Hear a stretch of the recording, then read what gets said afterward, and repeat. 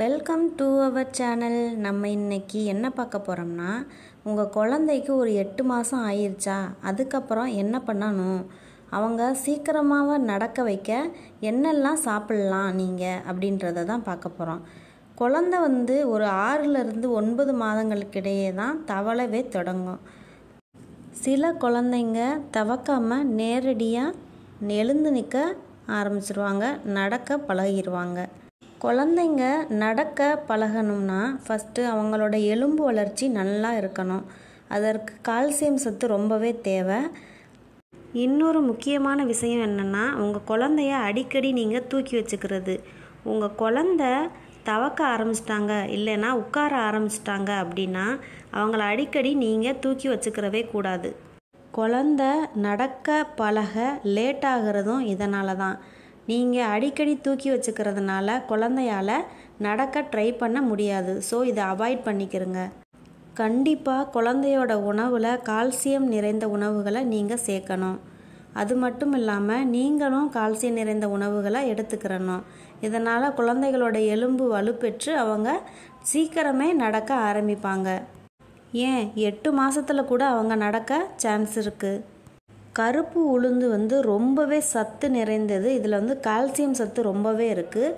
நீங்கள் இதை துவையல் செஞ்சும் சாப்பிட்லாம், கஞ்சி செஞ்சும் சாப்பிட்லாம், பாயாசம் வச்சு சாப்பிட்லாம். இது மாதிரி அந்த உளுந்தை என்னெல்லாம் வச்சு சாப்பிட முடியுமோ அப்படிலாம் சாப்பிடுங்க.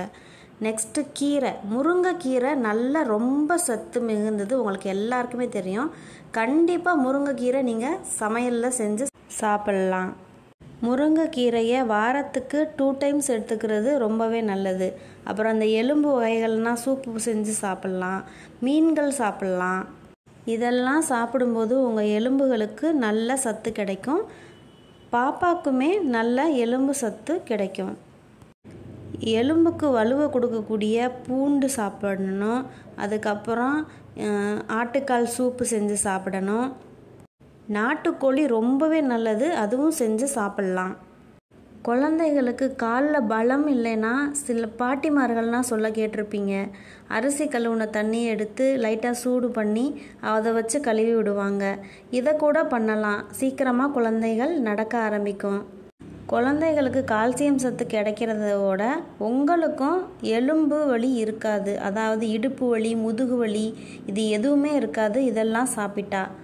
குழந்தைய மற்ற குழந்தைகளோட சேர்ந்து விளையாட விடணும். அப்போ தான் ஒன்று மாற்றி ஒன்று பார்த்து பழகிக்கிடுவாங்க. இந்த டைமில் நீங்கள் தள்ளுவண்டி கூட அவங்களுக்கு வாங்கி கொடுக்கலாம். அதை பிடிச்சு லைட்டாக அவங்க நடக்க பழகுவாங்க. இல்லைன்னா நீங்கள் கூட கையை பிடிச்சு நடக்க பழகலாம்.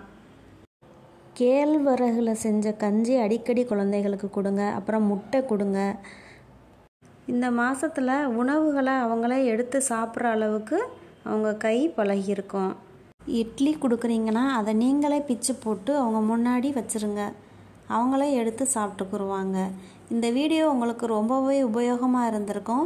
இது மாதிரி நிறைய தகவல்கள் பெற நம்ம சேனலை சப்ஸ்கிரைப் பண்ணுங்கள். கூடவே அந்த பெல் ஐக்கானையும் கிளிக் பண்ணுங்கள். இந்த வீடியோ பிடிச்சிருந்தால் லைக் பண்ணுங்கள். தெரியாதவங்களுக்கு ஷேர் பண்ணுங்கள். மறுபடியும் அடுத்த வீடியோவில் பார்க்கலாம். தேங்க்யூ ஃபார் வாட்சிங்.